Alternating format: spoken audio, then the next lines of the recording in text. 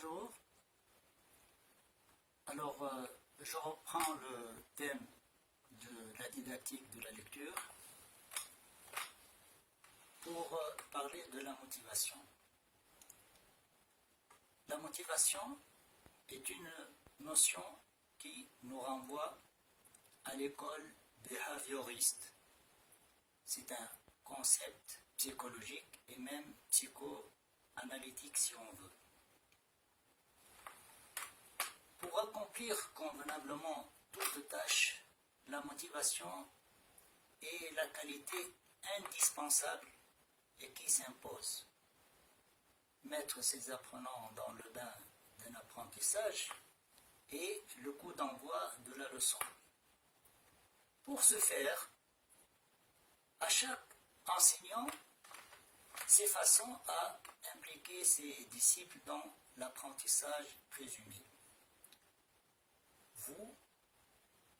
Vous dotez chacun, selon ses cas et les circonstances, des moyens pédagogiques adéquats.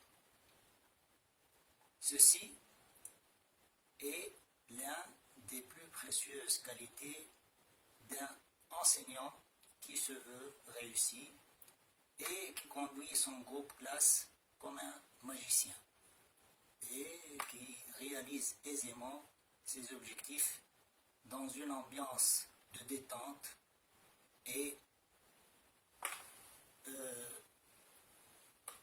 de réussite. La pédagogie est désormais un art et la classe n'est plus du tout une corvée. Je cite une définition de la motivation. On peut le définir comme un processus psychologique responsable du déclenchement, du maintien, de l'entretien ou de la cession d'une conduite. Elle est la force qui pousse à agir et à penser. Ainsi, le recours au concept motivation s'avère particulièrement dans bien des champs de l'activité humaine, dans tous les champs de l'activité humaine. Mais ici, on est dans la pédagogie de l'apprentissage, on n'est pas dans d'autres domaines. L'enjeu de la motivation. Pour parler de l'enjeu de la motivation, il faut que je retourne à la dernière vidéo. Le constat que j'ai relevé, c'est que on adopte maintes façons de motivation à la lecture, pourtant les apprenants ne lisent pas, ou que peu. En analysant cette situation, c'est une situation critique et cruciale, on déduit que le problème est celui de la concentration. Se concentrer, c'est quoi? Se concentrer, c'est contrôler son attention. Comment?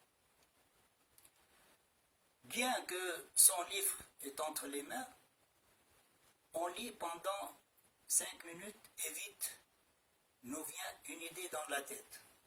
Par exemple, après l'école, je vais inviter mes copains à jouer une partie de foot.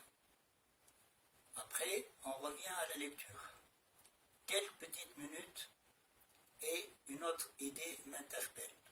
Par exemple, cet après-midi, après la classe, je vais accompagner maman chez les voisins, etc. Ce qui se passait, c'est que notre cerveau, il se déconnecte chaque fois de notre activité. Et ce sont des feedbacks ou des switches, on appelle ça des switches, ou des idées parasitaires qui viennent de l'univers du lecteur, comme si elles veulent que ce dernier, que le lecteur, les écoute. Par conséquent, il s'éloigne du texte, et là, on est arrivé à la zone focus, ce qu'on appelle focus zone, après on rechute.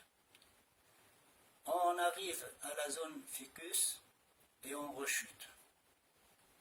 La solution à apporter à ce genre des individus qui ne